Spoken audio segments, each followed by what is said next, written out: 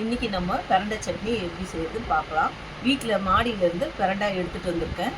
அதை எப்படி க்ளீன் பண்ணுறதுன்னு பார்க்கலாம். கையில் வந்து நல்லெண்ணெய் தடவிக்கிட்டு, ஏன்னா அப்போ தான் அரிப்புலாம் இருக்காது, இல்லைன்னா கையெல்லாம் அரிக்க செய்யும். அதனால் நல்லா கையில் எண்ணெய் தடவிட்டு எடுத்துட்டு இந்த சைடு எல்லாம் லைட்டாக அப்படியே சீவிக்கணும்.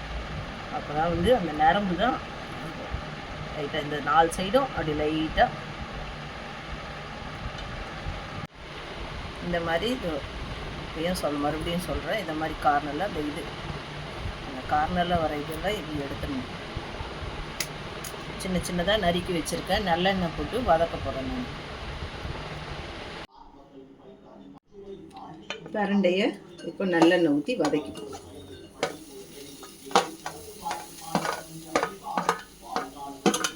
பிரண்டையை போட்டாச்சு. நல்லெண்ணெய்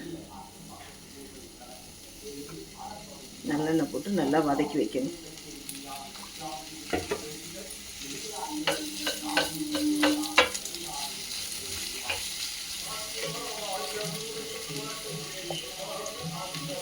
நல்லெண்ணெயெல்லாம் வாயெல்லாம் கூட சில பேருக்கு அரிக்கும். அதனால் வந்து நல்லெண்ணெய் ஊற்றி நல்லா பரட்டி நல்லா வதக்கி பிரண்டை நல்லா வதங்கி ப்ரௌனிஷாக வந்துடுச்சு, ப்ரௌன் ஆயிடுச்சு. இப்போ இதை நம்ம எடுத்துடலாம். அதுக்கப்புறம் ஒரு பிடி புதினா, ஒரு பிடி கருவேப்பிலை, 3 பச்சை மிளகா காரத்துக்கு, 1 2 கூட போட்டுக்கலாம். நாங்கள் 3 போடுறோம். காரம் சாப்பிட்றவங்க 3 போட்டுக்கலாம். காரம் கம்மியாக சாப்பிட்றவங்க 2 போடலாம். ஒரு துண்டு இஞ்சி, புளி இது நல்லா வதக்கணும். நல்லா புதினா வதங்கி வந்துடுச்சு. எடுத்துட்டு உளுந்து கொஞ்சம் வறுத்துக்கலாம். அதே இதில் உளுந்து கொஞ்சம் வறுத்துக்கலாம்.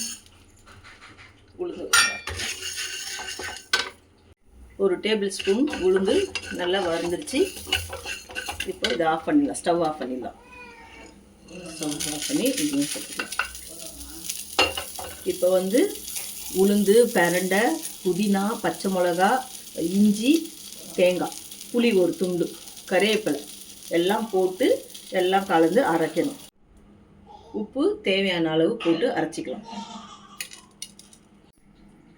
அரைச்சி வச்சாச்சு. 2 கடுகு போட்டு தாளிச்சிக்கலாம்.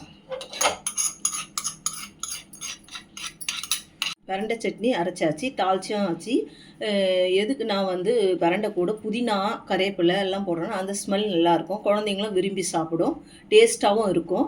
அது நாக்கு உதடெல்லாம் வந்து இது இல்லாத அரிப்பு இல்லாமல் இருக்கும். அதுக்காக நான் இதெல்லாம் சேர்த்துருக்கேன். நீங்களும் வீட்டில் ட்ரை பண்ணி பாருங்கள், நல்லா டேஸ்ட்டாக இருக்கும்.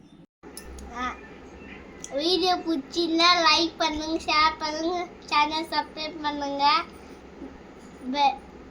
பெல் ஐகானை ப்ரெஸ் பண்ணுங்க.